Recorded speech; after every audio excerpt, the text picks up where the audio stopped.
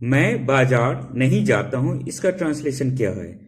तो ये सबसे पहले तो डिसाइड करना है आपको कि ये टेंस कौन सा है। ये सिंपल प्रेजेंट टेंस का निगेटिव फॉर्मेट है। क्यों है सिंपल प्रेजेंट टेंस?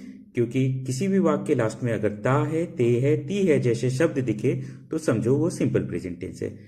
इसको हम अगर इंग्लिश में ट्रांसलेट करते हैं तो इसके लिए ये फॉर्मेट होता है।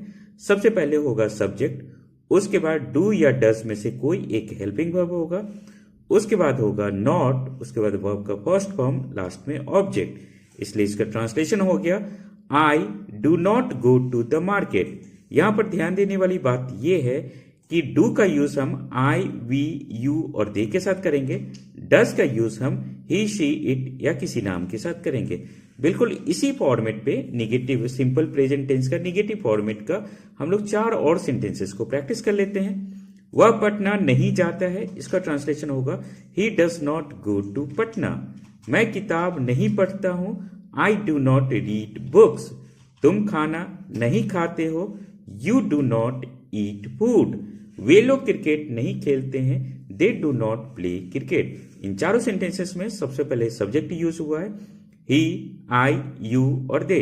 उसके बाद एक हेल्पिंग फॉर्म डज, डू और लास्ट में डू, दे के साथ भी डू। उसके बाद नॉट तो सभी के साथ क्योंकि निगेटिव वाला फॉर्मेट है। उसके बाद वर्ब का फर्स्ट फॉर्म याद रखना है, ही के साथ भी यहां पर निगेटिव सेंटेंस में वर्ब में एस ई एस नहीं ऐड करना है, तो इसलिए गो, रीड, यू के साथ फर्स्ट फॉर्म, ईट और दे के साथ भी फर्स्ट फॉर्म, प्ले, लास्ट में ऑब्जेक्ट। कोई कंफ्यूजन हो तो आप मुझसे पूछ सकते हो। वीडियो के डिस्क्रिप्शन में आपको एक ट्रांसलेशन की बहुत ही अच्छी बुक की लिंक मिल जाएगी। इस बुक से आप खुद से ही घर पर बैठे ट्रांसलेशन सीख सकते हो। चलो 2 और सेंटेंसेस को प्रैक्टिस करते हैं जहां पर इसी का सिंपल वाला और निगेटिव इंट्रोगेटिव सेंटेंस को हम ट्रांसलेट करेंगे। मैं बाजार जाता हूं, यहां पर सबसे पहले सब्जेक्ट होगा, उसके बाद वर्ब का फर्स्ट फॉर्म, लास्ट में ऑब्जेक्ट। लेकिन जब यहां पर ही, शी, इट या किसी कोई नाम रहे तो वर्ब में एस ई एस ऐड करना है। I go to market. क्या मैं बाजार जाता हूं, इसका ट्रांसलेशन होगा do I go to the market. अब आपके लिए टेस्ट भी है।